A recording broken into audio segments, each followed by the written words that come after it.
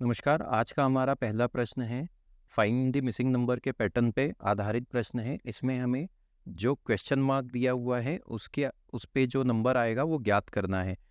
ये tabular form में हमारे पास नंबर्स दिए हुए हैं, तो ये नंबर्स एक लॉजिक को फॉलो कर रहे हैं, एक रीजनिंग को फॉलो कर रहे हैं। उसी रीजनिंग का हमको इस्तेमाल करते हुए क्वेश्चन मार्क के स्थान पे नंबर ज्ञात करना है। तो हम देखते हैं कि हमारे पास ये 3 बाय 3 की टेबल है, जिसमें 3 कॉलम और 3 रो दी हुई हैं हमें, 1 2 3।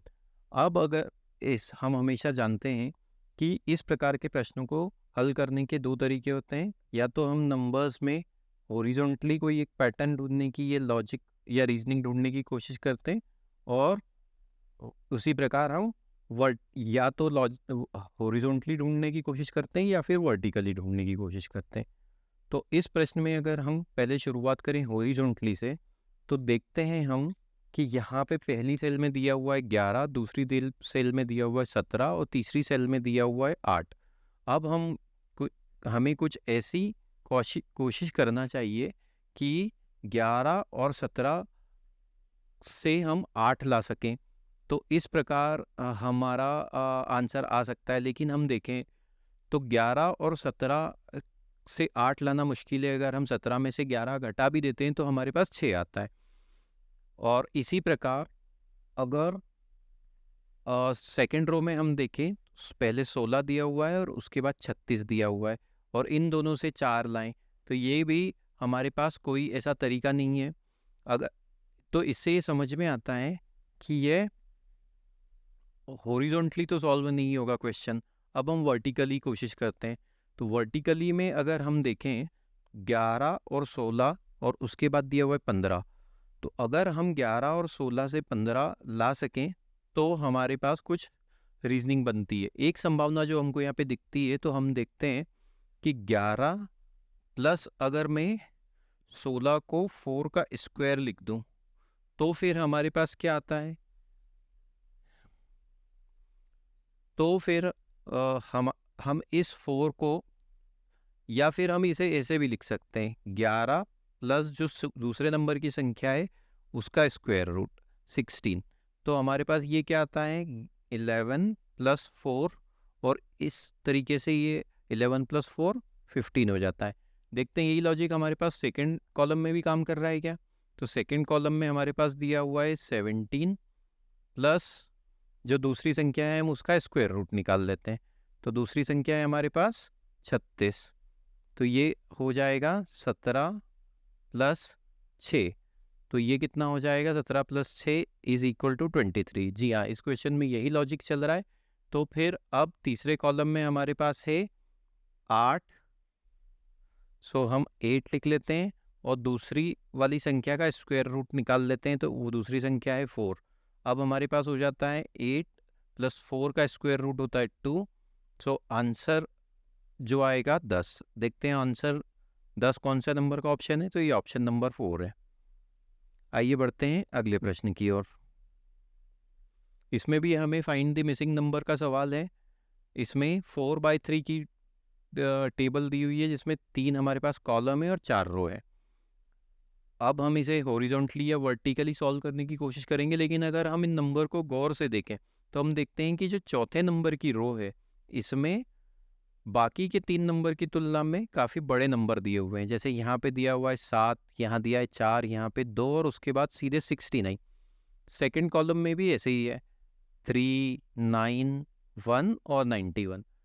तो जब भी ऐसा हो कि जो एक रो या एक कॉलम में एक्स्ट्राऑर्डिनरी रूप से बड़े नंबर हों, तो हमें मल्टीप्लिकेशन या स्क्वायर या क्यूब वाली ट्रिक लगानी होती है। तो अब अगर हम देखें, तो हम 7 प्लस 4 प्लस 2 से 69 कैसे ला सकते हैं।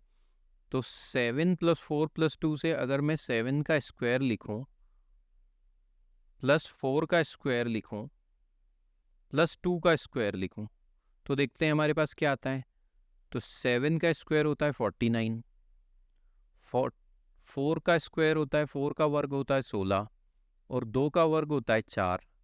इन तीनों को अगर हम जोड़ दें, तो हमारे पास आता है 16 और 4 20 और 20 और 49 कितना होता है 69 69। तो ये लॉजिक तो यहाँ फॉलो हो रहा है। देखते हैं सेकंड नंबर की रो में क्या हो रहा है। सेकंड नंबर की रो में हमारे पास क्या है, पहली संख्या है 3 तो 3 का वर्ग, दूसरी संख्या है 9 तो 9 का वर्ग, और तीसरी संख्या है 1 तो 1 का वर्ग। इसके बराबर क्या होता है, 3 का वर्ग होता है 9, 9 का वर्ग होता है 81 और 1 का वर्ग होता है 1। इन तीनों को जब हम जोड़ें तो हमारे पास क्या आता है, 81 और 1 82, 82 और 9 91, 91। तो ये लॉजिक यहाँ पे फॉलो हो रहा है। तो तीसरे नंबर की संख्या अब अगर हम देखें तो हमारे पास क्या आती है, तीसरे नंबर जो क्वेश्चन मार्क है उस पर कैसे हम संख्या निकालेंगे।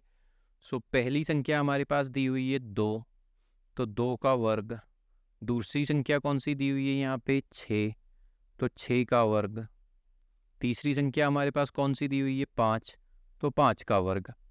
इसे आगे हल करते हैं। 2 का वर्ग होता है हमारे पास 4, 6 का वर्ग होता है हमारे पास 36 और 5 का वर्ग होता है हमारे पास 25। तो अब अगर इनका हम जोड़ निकालें तो हमारे पास होता है 4 और 36 40, 40 और 25 65, 65 हमारा ऑप्शन क्रमांक 2 है। तो ऑप्शन क्रमांक 2 ऑप्शन क्रमांक 2 65 हमारा सही उत्तर हो जाएगा। आइए बढ़ते हैं अगले प्रश्न की ओर। टाइम एंड वर्क से रिलेटेड ये प्रश्न है। अब देखते हैं हमारे पास इसमें क्या दिया हुआ है। ए और बी किसी दिए गए कार्य को 8 दिनों में पूरा कर सकते हैं। ए और बी मिलके 8 दिनों में कोई कार्य पूरा करते हैं। बी और सी उसी कार्य को 12 दिन में पूरा कर सकते हैं। तो बी और सी 12 दिन में कर सकते हैं। ए बी सी उस कार्य को 6 दिनों में पूरा कर सकते हैं। ए बी सी मिलके 6 दिनों में पूरा कर सकते हैं। ए और सी द्वारा कार्य समाप्त करने के लिए आवश्यक दिनों की संख्या है। तो हमें अब ये ज्ञात करना है कि यदि ए और सी मिलके करें तो ये कितने दिन में कर सकते हैं। सबसे पहले हम देखते हैं क्वेश्चन में हमें दिया क्या क्या है। तो हमें दिया हुआ है ए और बी 8 दिन में कार्य पूरा करते हैं। तो दिया हुआ है ए प्लस बी जब दोनों मिलके कार्य करते हैं साथ में तो 8 दिन में कार्य पूरा करते हैं। बी प्लस सी जब मिलके कार्य करते हैं, बी प्लस सी जब मिलके कार्य करते हैं तो कितने दिनों में करते हैं, 12 दिनों में। तो हम यहाँ 12 लिख लेते हैं। और ए प्लस बी प्लस सी जब तीनों मिलके साथ में काम करते हैं, ए प्लस बी प्लस सी जब तीनों मिलके साथ में कार्य करते हैं तो कितने दिनों में कर लेते हैं, 6 दिनों में कर लेते हैं। तो ये नंबर ऑफ डेज है। अब हमें ये ज्ञात करना है कि ये कुल वर्क कितना है, कुल कार्य कितना है। कुल कार्य जब हमारे पास मिलेगा तो हम सवाल को आगे हल करने के लिए और जल्दी आंसर ले पाएंगे। तो 8 प्लस 8 6 और 12 का एलसीएम हमको यहाँ पे निकालना है। तो 8 6 और 12 का एलसीएम हम जानते हैं क्या होता है 24। तो ये 24 यूनिट्स हमारे पास टोटल कार्य है। सो अब हमें देखना है कि इनकी एफिशिएंसी कितनी है, एक दिन में ये कितना कार्य कर लेते हैं। तो ए प्लस बी 24 यूनिट्स मतलब कुल कार्य को करने में लेते हैं 8 दिन। तो ये एक दिन में कितना कार्य करते हैं, ए प्लस बी 3 यूनिट्स। इसी प्रकार पी प्लस सी 12 दिन में ये कार्य करते हैं। टोटल हमारे पास 24 यूनिट कार्य है। तो बी प्लस सी एक दिन में कितने यूनिट कार्य करते हैं, 2 यूनिट्स। और ए प्लस बी प्लस सी 6 दिन में ये कार्य कर देते हैं। तो ये इनकी एफिशिएंसी कितनी हो जाएगी, 24 यूनिट बटा 6 यूनिट मतलब 4 यूनिट प्रतिदिन। अब देखिए हम ए प्लस बी प्लस सी हमारे पास कितना है, ए प्लस बी प्लस सी हमारे पास है 4। ये 4 यूनिट मिलके करते हैं। हमसे पूछा क्या है, हमसे पूछा गया है ए और सी द्वारा कार्य संपन्न कितने दिनों में होता है। तो ए और सी ज्ञात करने के लिए हमें पहले बी की वर्क यूनिट निकालनी पड़ेगी, या फिर दूसरा तरीका ये हो सकता है कि हम ए की एफिशिएंसी निकाल लें और सी की एफिशिएंसी निकाल लें। तो इस इक्वेशन में हम देखते हैं a प्लस बी प्लस सी कितना दिया हुआ है 4, और एक और डेटा हमारे पास है कि b और c की वर्क एफिशिएंसी कितनी है। b प्लस c की एफिशिएंसी है कितनी है 2 यूनिट्स। सो अब इस इक्वेशन को मैं इस तरीके से भी लिख सकता हूँ a प्लस b प्लस सी। तो और b प्लस सी की वैल्यू अपने पास कितनी है, b प्लस सी की वैल्यू है हमारे पास 2। तो मैं इसको a प्लस 2 भी लिख सकता हूँ, और इसकी कुल वैल्यू कितनी थी 4। तो a plus 2 is equal to 4। So a की एफिशिएंसी कितनी आ जाएगी, ए की एफिशिएंसी आ जाएगी 4 माइनस 2 मतलब 2 यूनिट। तो a अकेला एक दिन में 2 यूनिट कार्य करता है। इसी प्रकार हमारे पास क्या दिया हुआ है, a प्लस बी की भी एफिशिएंसी दी हुई है। तो इस इक्वेशन को मैं कैसे लिख सकता हूँ, इस इक्वेशन को मैं इस तरीके से भी लिख सकता हूँ a प्लस बी एक ब्रैकेट में plus C. a plus B की वैल्यू कितनी है, a प्लस बी की वैल्यू हमने देखा 3 यूनिट्स पर डे है। a प्लस बी की वैल्यू है 3 यूनिट्स पर डे। तो अब मैं इस इक्वेशन को कैसे लिख सकता हूँ, इस इक्वेशन को मैं इस तरीके से लिख सकता हूँ 3 प्लस सी, और इसकी कुल वैल्यू कितनी थी 4। हमने यहाँ पे देखा ही है कुल वैल्यू थी 4 बराबर में 4। तो सी की एफिशिएंसी इस तरीके से कितनी हो जाएगी, सी की एफिशिएंसी हो जाएगी 4 माइनस 3 मतलब 1 यूनिट। सो ए एक दिन में 2 यूनिट कार्य करता है, और बी और सी एक दिन में 3 यूनिट कार्य करते हैं। तो ए प्लस सी कितने यूनिट कार्य करेंगे, ए प्लस सी कितने यूनिट कार्य करेंगे 2 प्लस 1 मतलब टोटल 3 यूनिट्स ये कार्य करेंगे। कुल वर्क हमारे पास कितना है, कुल वर्क हमारे पास है 24 यूनिट। तो ए प्लस बी 24 यूनिट को काम को संपन्न करने के लिए कितना टाइम लेंगे, 24 बटा इनकी कंबाइंड कैपेसिटी एक दिन की है 3 यूनिट। तो उत्तर हो जाएगा 24 बटा 3 8 यूनिट। आशा करते हैं कि सवाल आपको पसंद आया होगा। ऑप्शन नंबर 2 इस प्रश्न का सही उत्तर हो जाएगा कि 8 दिन में ए और सी उस कार्य को समाप्त कर पाएंगे। आइए बढ़ते हैं अगले प्रश्न की ओर। निम्नलिखित शब्दों में से अन्य 4 शब्द आते हैं जिनमें से एक शब्द को अक्षरों का उपयोग करके नहीं बनाया जा सकता। मतलब ये कि ये जो बड़ा शब्द हमें यहाँ पे दिया हुआ है, इसके नीचे इसके जो वर्ड लेटर्स हैं उन लेटर्स को इस्तेमाल करके नीचे दिए गए ऑप्शंस में से कौन सा शब्द नहीं बनाया जा सकता। तो अब हम देखें, हमने पहले भी सीखा है कि जब भी इस प्रकार के प्रश्न आते हैं तो हमें जो बड़ा वर्ड है उसके एक एक लेटर को मन ही मन में जोर से पढ़ना है, ताकि ये हमारी मेमोरी में कुछ समय के लिए स्टोर हो जाए और हम ऑप्शन से वो शब्द ढूंढ पाए जो इससे नहीं बनाया जा सकता। तो आइए शुरू करते हैं। ऐसा हमें 2 बार करना होगा। D A T E R M I N A T I O N. एक बार फिर से, D E T E R M I N A T I O N. आइए बढ़ते हैं ऑप्शंस की ओर। ऑप्शंस हम देखते हैं। पहला D E T E N T I O N, ये सभी लेटर्स ऊपर वाले शब्द में दिए हुए हैं। सेकंड शब्द पे बढ़ते हैं। तो सेकंड शब्द है डी ई एस। हमने कहीं पे भी अभी एस का उच्चारण नहीं किया है, तो एस इस शब्द में कहीं पे भी नहीं दिया हुआ है। तो इसी प्रकार ऑप्शन नंबर 2 से में जो शब्द है डेस्टिनेशन, वो ऊपर वाले लेटर्स से नहीं बनाया जा सकता। तो ऑप्शन नंबर 2 हमारा सही उत्तर हो जाएगा। आइए बढ़ते हैं अगले प्रश्न की ओर। अगला प्रश्न है हमारा,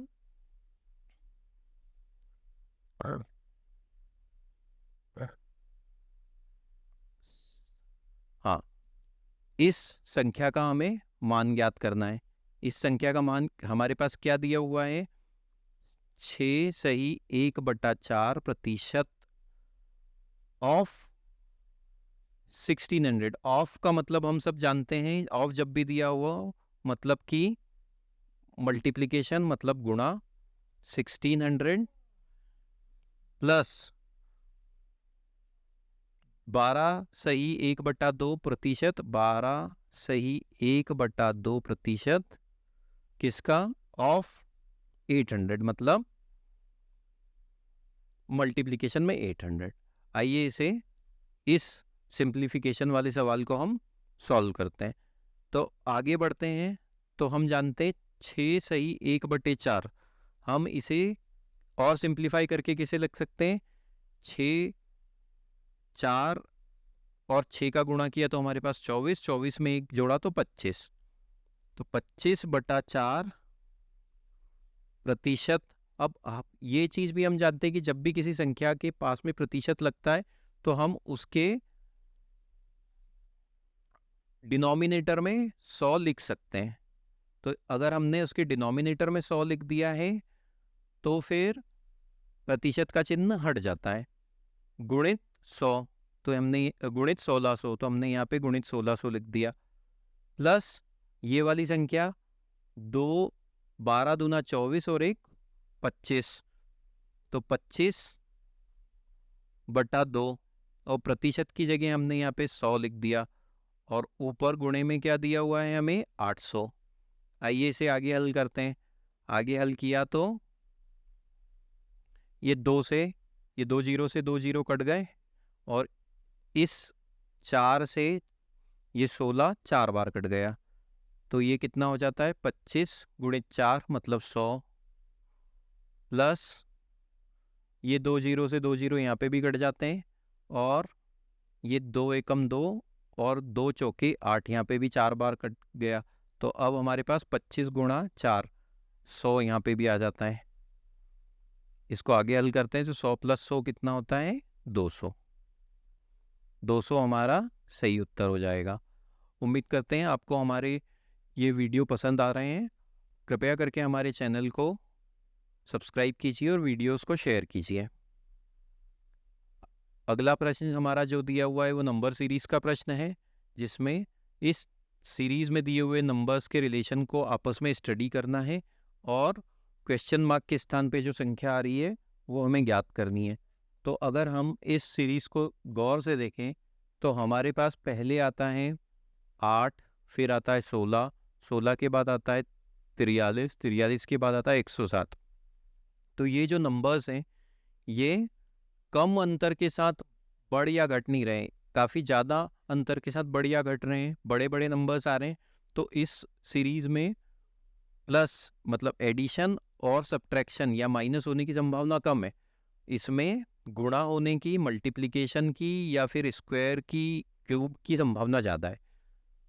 आइए इसके रिलेशन को आपस में समझने की कोशिश करते हैं। तो 8 से 16 आए हम, मतलब हमने +8 किया। 16 से 43 आए हम, तो ये फिर हमने 43 आए तो ये हमने 27 किया। 27 यहाँ पे ऐड किया। उसके बाद अगर हम यहाँ पे आगे बढ़ते हैं तो फिर हमारे पास 43 से 107 आता है। 43 से 107 को घटाएंगे तो हमारे पास 4 और 6 64 बड़ा है। फिर 64 से 232 फिर एक अलग संख्या आ रही, तो इन संख्याओं का आपस में कोई भी संबंध हमें दिख नहीं रहा है। अब हम इसको सॉल्व करने के लिए फिर मल्टीप्लिकेशन वाली या फिर स्क्वायर या क्यूब वाली ट्रिक का इस्तेमाल करेंगे। तो 8 से 16 जब आता है हमारे पास तो हम देखते हैं कि 8 से 16 लाने के लिए हम इसे या तो 2 से गुणा कर सकते हैं।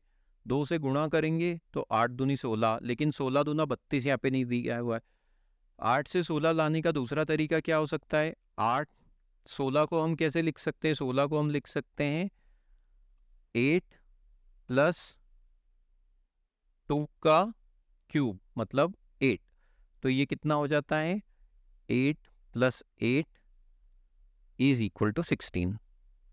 अब अगला जो नंबर है हमारे पास उसको हम कैसे लिख सकते हैं? 43 को अगर मैं इस तरीके से लिखूं कि ये होता है 16 प्लस 3 का क्यूब, मतलब 16 प्लस 27, तो ये होता है 43।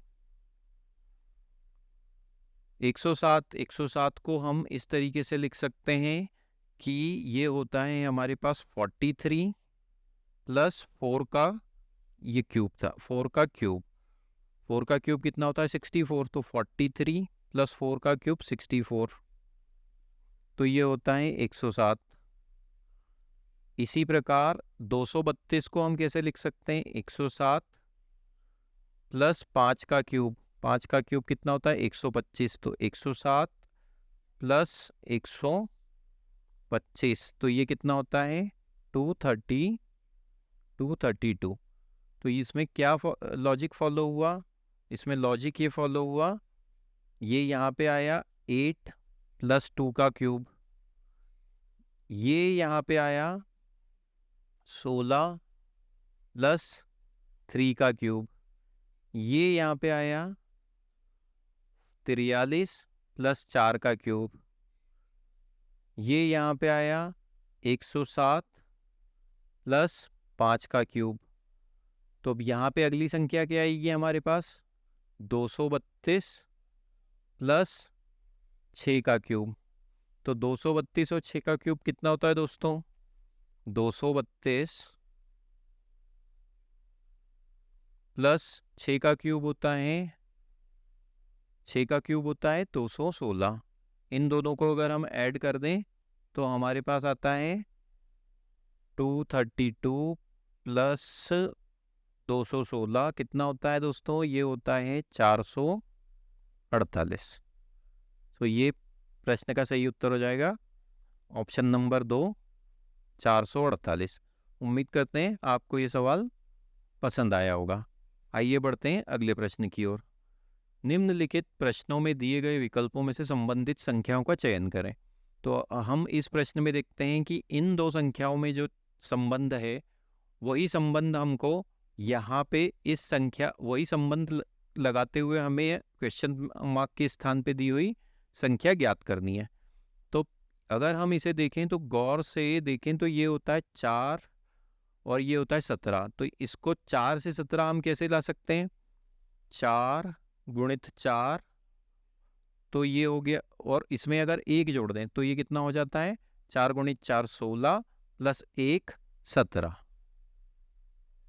इसी प्रकार 7 का संबंध अगर हमको यहाँ पे ज्ञात करना है तो 7 गुणित 7, मतलब उसी संख्या का गुणा करना है और 1 जोड़ना है, तो ये कितना होता है? 49 प्लस 1 मतलब 50। इस प्रश्न का सही उत्तर हो जाएगा, क्वेश्चन का सही उत्तर है प्रश्न ऑप्शन नंबर 1 50। ये कैसे आया? इस संख्या में उसी संख्या का गुणा किया और 1 जोड़ा।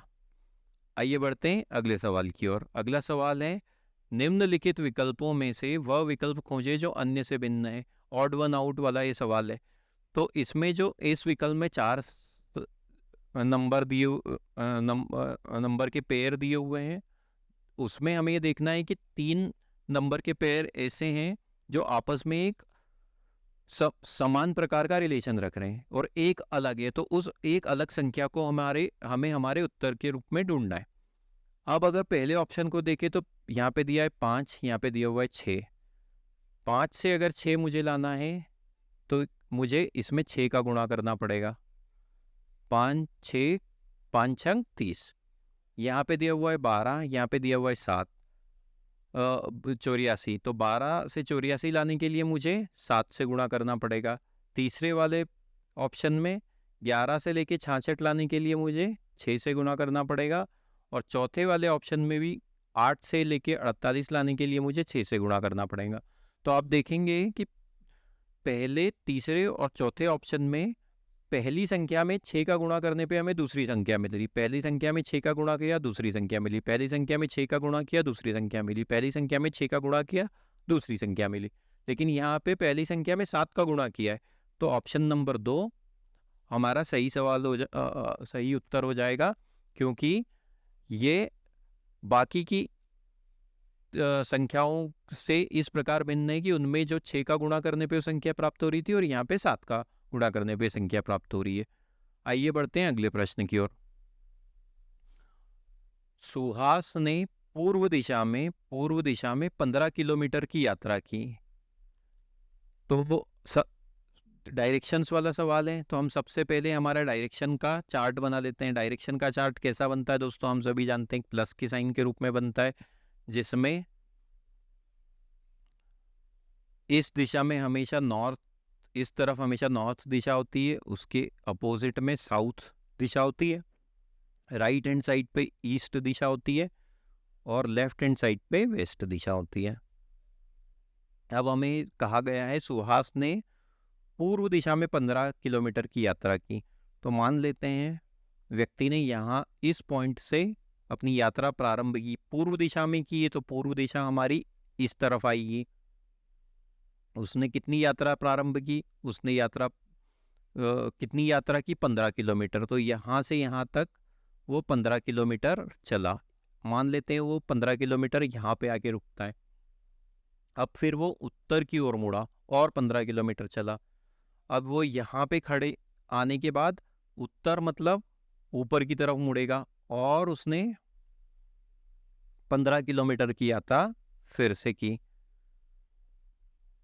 अब जब वो यहाँ पे पहुंच जाता है, उसके बाद क्या कहा गया, उसके पश्चात वह पश्चिम की ओर मुड़ा। अब वो यहाँ पे खड़े होने के बाद पश्चिम की ओर मुड़ा और 15 किलोमीटर चला। यहाँ पे आने के बाद फिर से 15 किलोमीटर चला।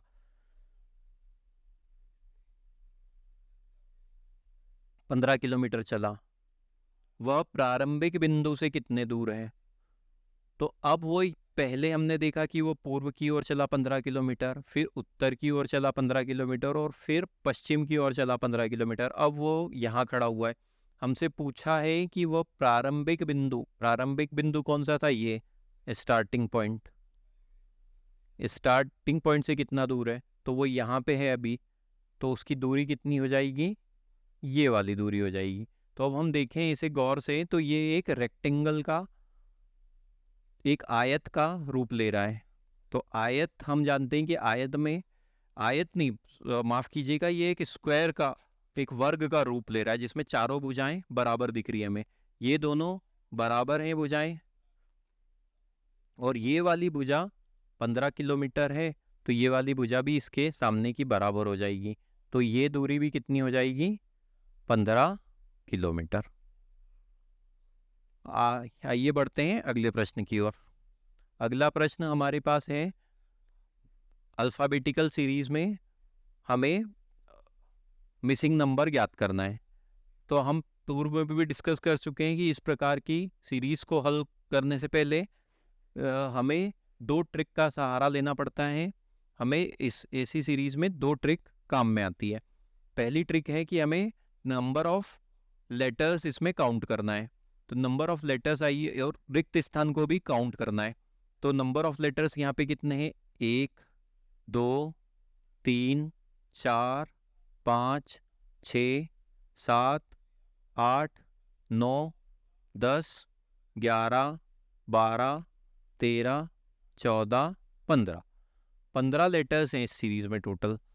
15 को हम किस प्रकार से लिख सकते हैं, या तो 3 गुणित 5 या 5 गुणित 3। ये 2 संभावनाएं हैं हमारे पास कि या तो 3-3 के ग्रुप में यह सीरीज बनेगी या 5-5 के ग्रुप में बनेगी।